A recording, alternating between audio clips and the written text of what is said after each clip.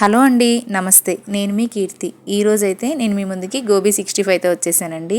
ఇందులో శనగపిండి వాడకుండా జొన్నపిండి యూజ్ చేశానండి. ఎంతో హెల్తీగా, క్రంచీగా, టేస్టీగా ఇది ఎలా చేయాలనేది ఒకసారి చూసేద్దామండి. ముందుగా ఈ విధంగా కాలీఫ్లవర్ ముక్కలన్నీ చిన్న చిన్నగా కట్ చేసి పెట్టుకోవాలండి. తర్వాత మంచిగా వాటర్ వేసి ఒకసారి కడిగేసుకోవాలి. తర్వాత ఈ విధంగా ఫిల్టర్ చేసి పక్కన పెట్టుకొని ఇందులో మనము వేనీళ్ళు వేడిగా ఉంటాయి కదండి, కాచిన నీళ్ళు అవి పోసేసుకొని ఒక 15 నిమిషాల పాటు వదిలేసేయాలండి. ఈ వేనీళ్ళు పోసిన వెంటనే ఒక 1/2 టేబుల్ స్పూన్ ఉప్పు వేసి ఒకసారి ఈ విధంగా ఇవన్నీ కూడా కలిపెట్టేసి మనము ఒక 15 నిమిషాల పాటు వదిలేయాలి. ఈ విధంగా చేస్తే మనకు ఏదైనా వామ్స్ కానీ ఉంటే కానీ క్లీన్ అయిపోతాయి.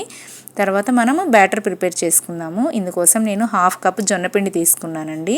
ఒక 2 టేబుల్ స్పూన్లు బియ్యం పిండి తీసుకోవాలి. ఒక 2 టేబుల్ స్పూన్లు కార్న్ఫ్లోర్ ఇవన్నీ కూడా తీసుకొని తర్వాత దీనిలోకి సరిపడా చిటికెడు ఉప్పు వేసుకొని ఇందులోనే కాస్త సన్నగా తురుముకున్న కొత్తిమీర, సన్నగా కట్ చేసుకున్న కరివేపాకు, తర్వాత ఒక 1/2 టేబుల్ స్పూన్ కారము, కొంచెం పచ్చిమిర్చి వేసుకొని తర్వాత ఇందులోనే మనము ఒక 1/2 టేబుల్ స్పూన్ ఆయిల్ వేసుకోవాలండి. ఈ ఆయిల్లో కలిసేలాగా పిండి అంతా కూడా గట్టిగా కలుపుకోవాలి.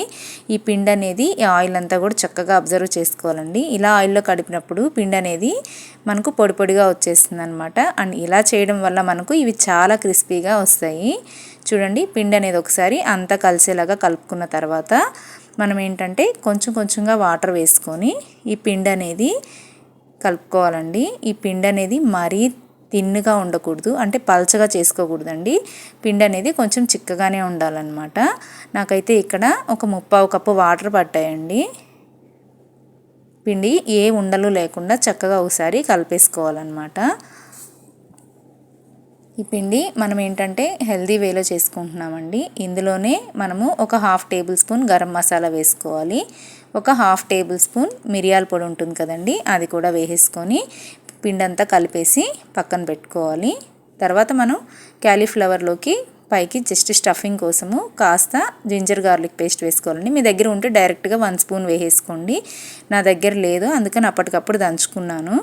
తర్వాత మనం వేనీళ్ళల్లో పెట్టాం కదండి క్యాలీఫ్లవర్ ముక్కలు, అవంతా కూడా ఇలా స్ట్రెయిన్ చేసేసి మనము ఈ విధంగా ఒక టేబుల్ స్పూన్ జింజర్ గార్లిక్ పేస్ట్ని, అల్లం వెల్లుల్లి పేస్ట్ ఉంది కదండి, అదంతా కూడా ఈ ముక్కలకు ఒకసారి పట్టేలాగా ఇలాగా ఒకసారి కలుపుకోవాలి.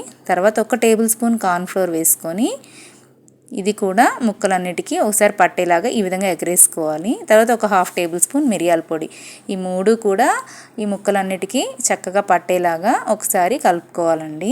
తర్వాత మనం ఏంటంటే ఈ ముక్కలన్నిటినీ కూడా మనం ఆల్రెడీ రెడీ చేసి పెట్టుకున్నాం కదండి పిండి, ఆ పిండిలో వేసేసి అన్నీ కూడా ఆ పిండిలో ఈ విధంగా కలుపుకొని అంత పిండి అంతా కూడా ఈ ముక్కలకి పట్టేలాగా కలుపుకొని రెడీగా పెట్టుకోవాలి. మనకు ఈలోపు ఒక కడాయిలో ఏంటంటే ఆయిల్ వేసేసుకొని ఆ ఆయిల్ అనేది మీడియం ఫ్లేమ్లో ఉన్నప్పుడు మనము ఈ క్యాలీఫ్లవర్ ముక్కలన్నీ వేసేసుకొని ఈ విధంగా ఒక్కొక్కటిగా ఫ్రై చేసేసుకోవాలండి.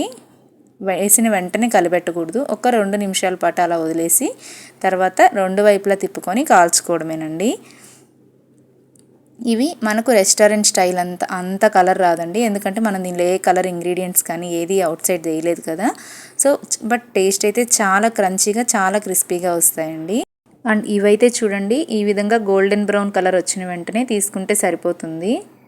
ఇక్కడ శనగపిండికి బదులు మనం జొన్నపిండిని వాడడం వల్ల మనకు తిన్నా కూడా మరీ అంత హెవీగా అనిపిదండి, కొంచెం లైట్గానే ఉంటుంది. ఫైనల్గా కాస్త ఇట్లా పచ్చిమిర్చి మధ్యలో కట్ చేసి కొంచెం కరివేపాకు ఇవన్నీ కూడా మనము ఒకసారి ఆయిల్ ఆపిన తర్వాత ఆ హీట్ ఉంటుంది కదండి, ఆ హీట్కే వేగిపోతాయి. సో ఇవన్నీ వేపేసుకొని ఫైనల్గా పైన అలా గార్నిష్ చేసుకుంటే చాలా అంటే చాలా క్రంచీగా వస్తాయండి.